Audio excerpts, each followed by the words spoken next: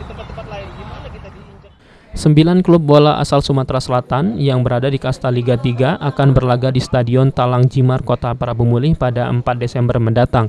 Untuk memantapkan pelaksanaan, Persipra Prabu Mulih selaku tuan rumah bersama pemerintah Kota Prabu Mulih menggelar rapat koordinasi yang dipimpin langsung oleh Wali Kota Ridho Yahya.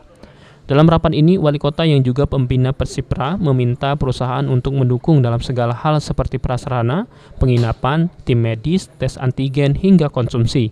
Dalam situasi di akhir anggaran dan situasi COVID-19, anggaran kita yang tidak memungkinkan lagi, tapi di satu sisi kita ditanggung jawab sebagai tuan rumah.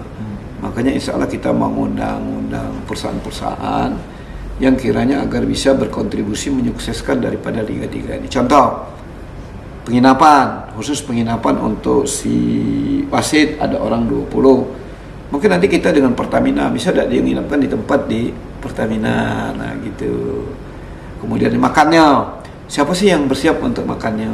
Nah gitu-gitu, hal-hal seperti itu, insya Allah Kamis lagi kita rapat, insya Allah kita sukseskan.